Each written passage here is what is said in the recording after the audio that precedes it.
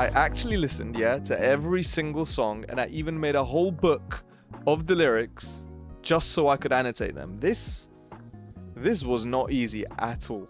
So here it is.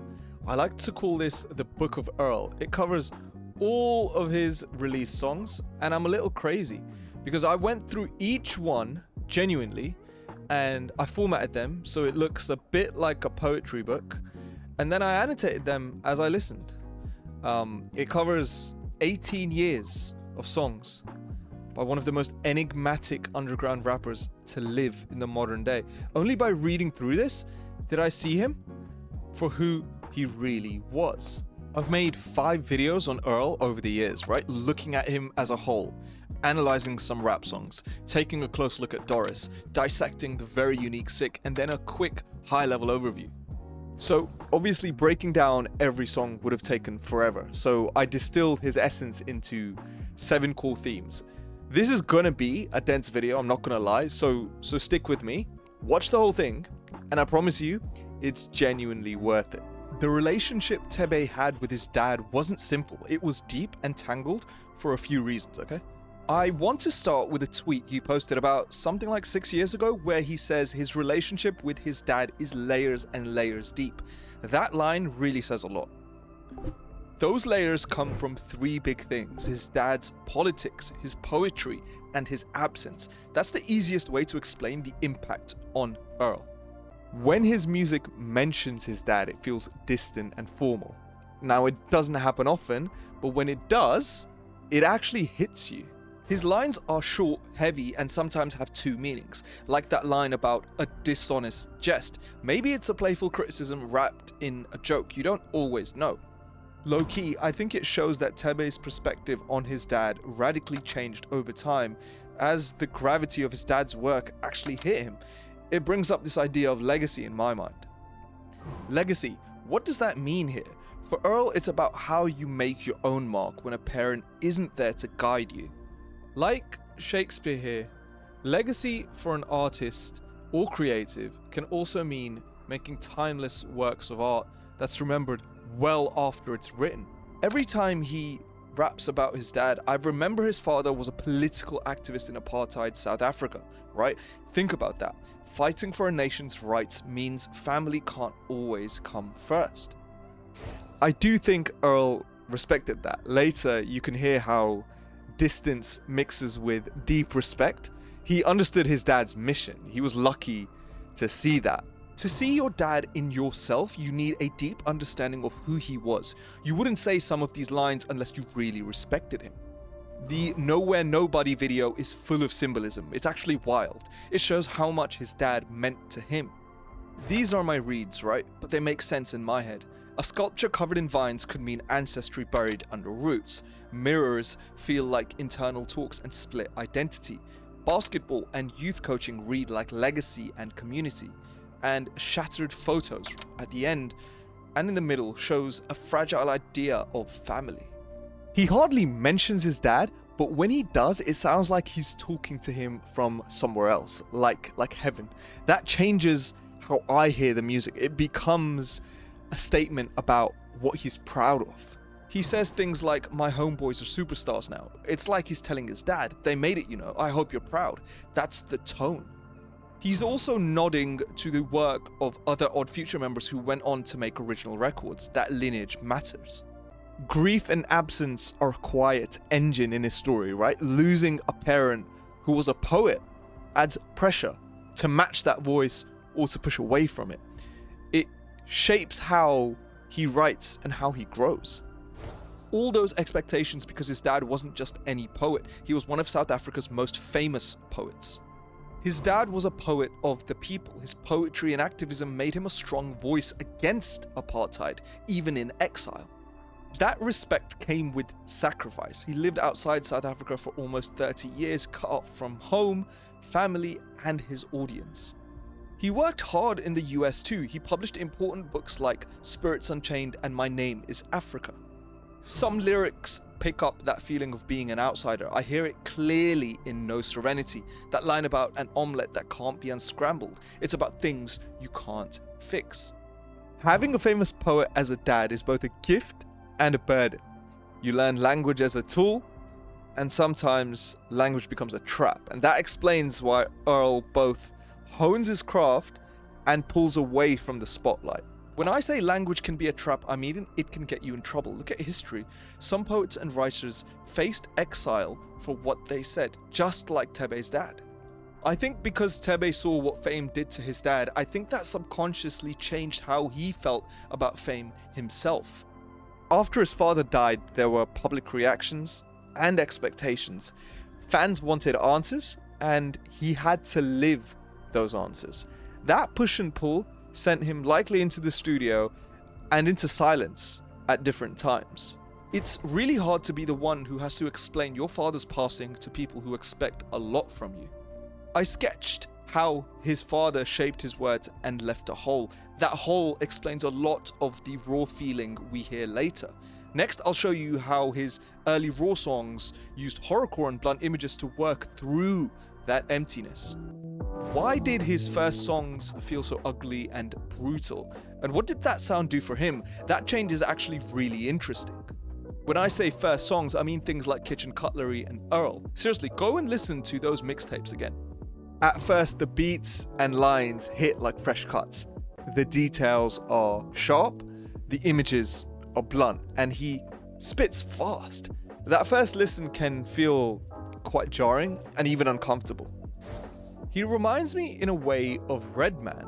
Cartoonish exaggerations, braggadocio with a twist, and flows with many rhyme schemes. 90s Redman is definitely a great, and I recommend really looking back into him.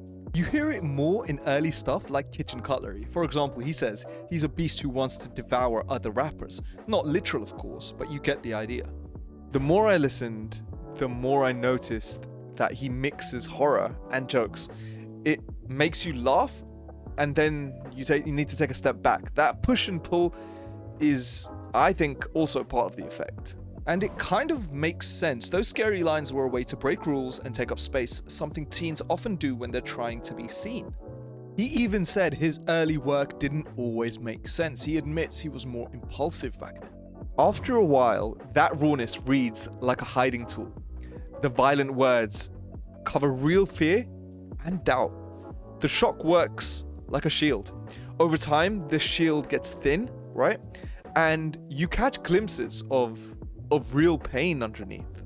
Thinking back to the Earl quote, when you're young, you want to prove you're the best, but if you haven't been at it long, the only way you know is to say everything as raw as possible. Now, this matters because those early brutal sounds explain the later shifts. You'll see how in a bit. The shock was part of an identity he later chose to leave behind, funnily enough. Think of it like this, if he hadn't written like that, his mum might not have sent him to Samoa, he wouldn't have come back the person he is now. It all ties together, I think. He actually said something like that in a Guardian interview. Being sent to Samoa might have saved him in a way. Here's horrorcore in plain terms. Dark images, violent lines, made to shock and unsettle. For a young artist, it's a way to test limits and get noticed while you learn your craft. Fuss and Misery put out a short piece on horrorcore that does a good job on explaining it, how it's an offshoot off of hip-hop. Horrorcore connects to Earl because his early work sits closer to albums like Tyler's Goblin, Denzel's Darker Stuff, and some of Clipping's output. If you listen to Tyler's early lyrics, you'll hear horrorcore vibes. He even calls himself the devil sometimes. From Doris onwards, he changed. He found ways to carry weight without shouting. That move is, I'd say, key because it's the arc from raw teen to a quieter and a sharper poet. He talks about change like a tool for growth. Change is what helps you move forward. You can't be scared of it. I like to think of Doris and what comes after as seeing different sides of Earl. Better lyrics, tighter production, smarter wordplay, and stronger curation. We saw what he did when he was younger, and then we see what he can do after. So look, I told you why his early songs hit so hard and how that raw method softened into more layered work. Next up is looking at how becoming more of a poet changed his focus and his tools. How is he more of a poet than just a rapper, and what does that do to the way he writes? At first, you notice his word choices, the small twists that hide bigger meanings. His lines often do more work than one listen shows. It's nowhere near enough. That kind of layered writing makes me, I'd say, slow down and pay attention. A big theme you have to pay attention to when listening to him is his name drops of people. Nickel Smith is a great example of someone that you'll miss if you're not familiar with the early crew. Look at this line on Fawcett where he's neck and neck with Knack. Nickel later put out his own project years after, which is cool for a few reasons. Nickel turned pro in skating so fast, that he skipped high school. Supreme picked him up, and he fit right in with the skaters and the other artists that were on Fairfax. When Odd Future blew up, his ties to Earl, Tyler, Frank Ocean, and others made him one of the crew's first non-musician members. In one line, he packs years of brotherhood between them. Lines like that show up all over. Here, he gives a shout out to Rat King, an East Coast group. Their album So It Goes hit hard in 2014. They broke up over issues later, but that's another story in and of itself. Here he says, I wore his blessings, honorary cloak and sacred Yoruba. In one line, he's saying he carries that legacy and remembers where he came from. Why Yoruba? Yoruba myths use praise, performance, and metaphor. It's a cultural tool he leans on, a way to push back against limits he saw growing up. Amiri Baraka, Sonia Sanchez, Jane Cortez, these are some poets his dad worked with when he was in exile in the 1960s. They used Yoruba culture a lot. Look them up if you want some context. Digging deeper, his rhyme and rhythm read like training. He bends sentence shape to match sound and meaning. Now, that craft makes the emotion land harder. You can feel the work behind the lines. Like in Misfitted, I'm Clark Gable, I'm not stable. Important note, Clark Gable was the big Hollywood star in the 1930s and 40s. Gable had that tough, hard-living image. He smoked, he drank, he gambled, he chased women. So, not stable fits. And yes, Gable and stable rhyme. Little moves like that, that's what matters. He also isn't afraid to double up. Parallel lines, repeated words. Sometimes he repeats things 2 or 3 times, like in El Toro Combo Meal. It sticks in your head. Calling him a poet changes how you listen, because you look for those folds and echoes, not just hooks. That shift changes how you see his whole catalogue. Here's a poem from his dad. I think about it in the same way. His poem makes me curious about what life was like in apartheid South Africa and what stories the people of the time actually had. Poetry gives me vivid images, big metaphors, and sometimes shockingly honest lines. That's what I think of when I read his father's work. He says, raised up where every mouth that speaks the truth get taped shut. It's rough thinking about what it's like when your voice means nothing, when no one listens as you grow up. When I link that to Earl's music, I can't listen any other way. I read his songs like I genuinely read his dad's poems. I read slowly, I pay attention to images, I come back and listen again and again. One trick he uses is very niche references, right? These are things that you wouldn't know until you look them up.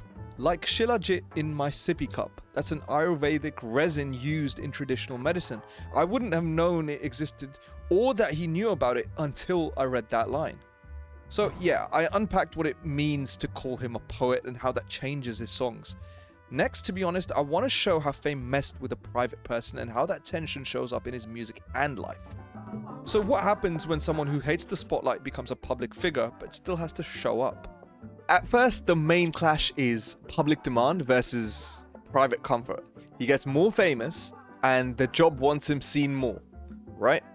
That pressure shows up as, I'd say, shorter albums and sudden silences. His quiet spells are loud in their own way. After I Don't Go Outside in 2015, he cancelled European tour dates because he was dealing with mental health stuff.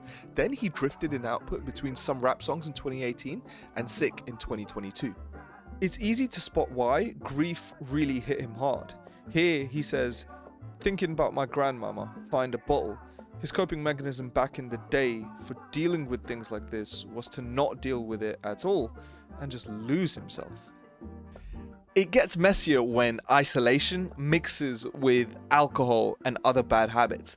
The songs hint at self-medication without naming it, and that gives the lyrics a raw, honest edge. Sometimes he does name it. Again, he says he lights a spliff before the ink rises on the paper. He's so quick to reach for it even after he's written. Admitting it's hard to do what people love you for isn't easy. A lot of top artists try to look perfect, but real honesty, that feels refreshing. I want to make a point. His work actually got more focused and clearer over time. What I mean by focus in general is that his more recent albums are strongly grounded in themes that you can really visualize. Voir Dire feels attached to family and introspection. Live, Laugh, Love intermingles the idea of love and legacy. Doris ran about 44 minutes, a decent length for an album, not too short to be honest. By contrast, Live, Laugh, Love was only 24 minutes across 11 tracks. But you know, it's not just runtime, it's fewer fillers, tighter production and more mature themes, growth, spiritual grounding, that kind of thing. Then I watch how he leans to balance being a parent, a person, and an artist, right? Fatherhood and grief push him to make new choices. The music softens in places because his life changes. On Tourmaline, he drops a quick line that isn't typical for someone younger. He shifts focus to putting real work into being there for his son. I really like Exhibiting Forgiveness, the film. It shows trauma doesn't have to continue into the next generation. You can break the cycle. The story follows a father raising a son and honestly facing his own dad's mistakes. He does it differently. He's not trying to replay the past. He's trying to live differently for his son. It's not just fatherhood. He changed habits too. He quit drinking. His idea of drinking shifted toward being productive and clear-minded. This matters because the choice to shrink or show up is a big part of his story. Fame is an external force that pushed him to change, not just a backdrop. There's this book on Lady Gaga's fame that shows how fame is made today. It treats celebrity as a social process. Fame becomes a product. Now imagine a recluse like Thebe in that machine. He loses privacy, feels alienated and faces an identity clash. Fame needs people to play along, which the recluse resists.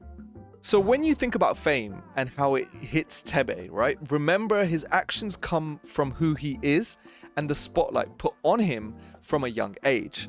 Now that might change how you hear his music. So fame and privacy fight inside him, and that led to new music choices. Next, I want to trace the group that helped shape and correct him, the community around him. How did Odd Future and the people around him shape the way he writes and thinks?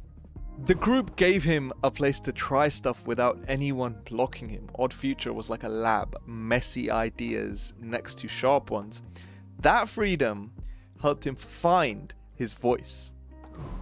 If you listen to the Odd Future tape Volume 1, it feels like a time capsule. Some songs are great, some songs are rough, but they show what Odd Future was back then, experimental and messy. Early Odd Future felt like a time capsule to me. When I see articles of that time, it really does feel like it was a group of people who liked skating and just having a good time that also happened to record music and film videos. Some people from that group don't really make music anymore. They left, they got bored, or they moved on. I want to give them credit. Hodgie Beats was big back then, but his solo career kind of faded after 2017. Left Brain helped build that mellow hype sound, but went quiet in the 2010s. Jasper had success, but moved into TV and stunts. Casey Veggies left early for a solo run and then faded. Domogenesis showed up strong, but slowed down after about 2016. I bring them up because Earl learned a lot from these people. He talked to them, he got ideas from them, and he no doubt was inspired by them. You can't just look at the people who got famous. That wasn't the whole picture. Earl really grew in those early messy years. One big thing was authenticity. They weren't like earlier groups. They were quirky, experimental. The production changed from track to track. It didn't sound the same every song. Even Tyler said in a recent interview that people liked them because they were just themselves, different and honest. If Earl grew up in the 90s, would he be different? Maybe. The groups around you change how you see the world. The group also pushed him and corrected him. Friends called out the excess and pushed new sounds. That pressure and critique helped him likely keep what worked and drop what didn't. Earl dropped early stuff in 2010, Frank Ocean put out Nostalgia Ultra in 2011 and Channel Orange in 2012, then Earl released Doris in 2013. And unsurprisingly, Earl makes a direct reference to it on the song Sasquatch of Doris. It really does feel like the group was a unit that moved as one. It felt like they all made music together at the time, instead of going off in different isolated directions. When you're in a big group like Odd Future, you watch what works.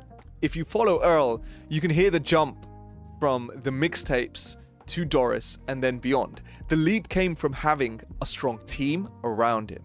Doris definitely stands out. The production is tight, the lyrics are dense, the themes are clear, and the features are big.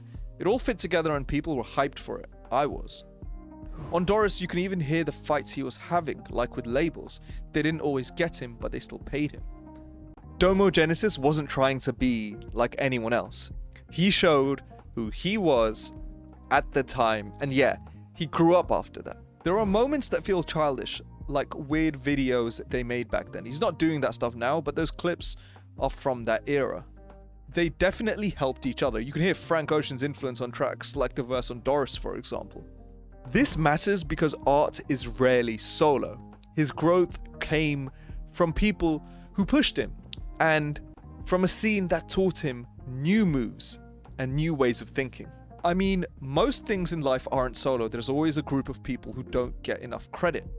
One of those people is Ade Hakim from the Slums group. He co-produced Earl's comeback single Nowhere to Go. That track set a tone for some rap songs and helped push Earl after 2016, I'd say. I'd say Community is both a lab and a critic. It gives ideas and trims them. For Earl, Belonging and Correction, I'd say came together. There's a great piece on ID where Sweatshirt and Sage talk about skating and how it shaped their style and outlook. That's the stuff that matters. Think about all the people and cultures he grew up with. That's a big part of how he became who he is. That's a big part of how Thebe grew up. And collectives end, and that's fine. People grow and move on. It's just a part of life. Look at G-Unit. It didn't work forever, but 50 and the Game found solid careers after. Endings aren't always bad. What I want you to take away is this. Earl's story starts with chaos and freedom. Remember the names: Wolfgang, Golfwang, Odd Future. Same crew, same people. The group definitely gave him tools and critique, and that certainly changed his music. Next, I want to show how his reading and wide references turned his lines into little puzzles and hidden rewards. Why do his lines feel like puzzles, and why does missing one reference change everything? At first, all I hear is quick name drops and odd words, and I miss a lot, to be honest. The lines move fast, blink, and you kind of lose the thread, and that makes the songs feel layered, almost private. They feel private because if you don't actually slow down and read them, you won't get the full meaning right away. Along with people, like I mentioned before with Nakel, he loves to make references to other musicians. And sometimes I'm literally like, whoa, he actually knows about that? Dizzy Rascal, a pioneer of the grime genre, makes an appearance that's quite surprising. Post-performance, Dizzy in the Corner. If you're from the UK like me, you know about Boy in the Corner. And you know Dizzy Rascal. That's a neat hidden nod. There's no real limit to how many words I could use to talk about Boy in the Corner. It mixes lyricism, delivery, power, and energy. You kind of just have to listen to feel it. Then the thread comes back when I slow down and pick apart the references. The lines kind of fold history, poetry, and small facts into one bar. The more you study them, the richer they seem to appear. Here's a subtle nod. He says he was born in Chicago, but his roots really trace back to South Africa. I get the feeling that he's not only proud of where he comes from, but he almost yearns to know more about the people that he's descended from. It's like he grew up with an overload of American culture, but the African culture in his blood is something he's awoken to. I'm probably butchering the word, but the Khoikhoi were semi-nomadic people, one of the first groups to meet European colonizers. They stand for cultural resilience, and Earl, in a way, embodies that. That knowledge works like armor and a signal. It shows that he knows a lot, which protects him from shallow readings. It also invites listeners who want to dig deeper, right? If you really care. He has a line about putting up with crazy schedules, a short temper, mad dashes. It's almost a shout out to his fans and family. Fans will feel that, because it hits. That ties to what I said before. There were many times Earl pulled back from the public, he stepped away. That matters because it explains why fans keep coming back. The songs reward study. That learning curve is what makes people keep listening and feel close, almost cult-like. He doesn't do many interviews, but because he's had industry frustrations, he's carved out his own path. That path shows how to stay real in a world that wants attention at any cost. Saw Skeppy in Shoreditch. Earl doesn't seem like the Skepta type, but the fact he even name drops these niche things or knows them matters. If you don't know, you miss it. He uses lots of small nods to older work, books, and people to pack meaning in. Miss one of those nods, and you might miss half of the joke, or the pain, or the underlying meaning. He says, "My brother, like Sun Ra, we all need you." In one line, he nods to Afrofuturism and what that idea can mean. So then I naturally wondered, why do we need Afrofuturism? What did it stand for when Sun Ra himself talked about it? That then sent me down a rabbit hole. I read about the movement, how it shaped his music, and how artists today like Janelle Monáe use similar themes. But that's a whole nother video. Here's a quick trick to find something interesting without Genius or AZ lyrics. Just pay close attention to the words. Try this exercise, yeah? Print one of Earl's lyrics and just read it. Don't look anything up. Think about the images and the metaphors that pop up and see what sticks. His wide knowledge makes the lines work like clocks with many gears. That helps explain the last piece, his mother, and the hope that she brings. How does his mum show up in his life and work as a steady, calming force and a real source of hope? At first, I notice small moments, quick phone calls, short public comments, little private lines where she says she's proud. Those moments are like soft light in darker songs. They make you hear the tenderness. I won't repeat how Samoa changed him, because it did, and for the better. But in that Indie Mag interview, he keeps saying turning 30 changed him. He works out, he doesn't drink, and honestly, he's a very different person now. And I want you to really remember that having a good set of parents or parent that understands you is pivotal to your success later in life. His mum looking out for him really changed his trajectory, but it came from a place of tenderness. She also gives him words and a way to stand in the world. Her work and her talk shaped how he talks about being open. That steady voice changed him over time for sure. He's clearly grateful to his mum and to his grandmother too. He even says there isn't a black woman he can't thank. At the live talk between them, his mum said something important. People put on pedestals need to remember we're all made of clay. Now, that idea of being made of clay says vulnerability is at the heart of being great. In other words, real greatness starts with being human. I low-key think that's exactly what he needed to hear to feel okay about being vulnerable on records like Voir dire and Doris. It made sense to him over time. Later songs show real growth. He becomes a dad. He leans into care. And the music shows it, right? The raw edge softens into some kind of deeper feelings. That change proves the arc I'm actually fully tracing. Leaning into care and worrying about your kid, that's parenting. Here he says in 2016 he dreamed his son crawling on the ceiling. That ceiling feels like distance or upside down fear. Dream scenes are the rawest kind of catharsis that I've seen. Your brain's literally showing your subconscious. This matters because it closes the circle. He's not the same kid from the first mixtape. The pillars: father, mother, community, craft, isolation. These are the things that made Thebe. I want everyone to see that full picture. To me, poets live at the edge of a time. They capture something that lasts. Poems from many thousands of years ago, even roughly translated, still land. Not many things have the ability to do that. There's a line in Rumi's poem, "Who says words with my mouth? My soul is from elsewhere. I'm sure of that, and I intend to end up there." And that ties to Earl's work. You can watch Earl's purpose grow across albums. That line about Rumi is really linking to destiny. I'll keep it short. He started raw, he learned his craft, he carried pain, he found help, and then he changed. That's the main story. That simple arc. And that's the real story of Thebe's mental discovery and freedom. His evolution is clear, but look deeper. Look at family, lineage, Samoa, Odd Future, and more. Those pieces are shards of who he really is. In the poem Random Notes to My Son, his dad asks, "What days will you inherit? What shadows inhabit your silences?" It frames a kind of inheritance that isn't material things, but the burden of history, struggle, and silence. Thebe has never been one to necessarily sit in silence, and I'd say not write about it. I can see his love in vague hints all over. There's a tough line in Lucy, "Galaxies the distance between us by Christmas," and it hits because you try to focus on work, but you also don't want to lose who made you, family. What does family mean to me? When I hear that word, I think legacy, bond, journey. It's about discovering life with the people you love most. So the pillars fit together and show this arc, from a raw teen to a more complex adult. Here's the thing though, which line from his songs will stick with you tomorrow when you hum it without thinking? When I look at Thebe, I see something big. I see someone who wants to do good and do great work.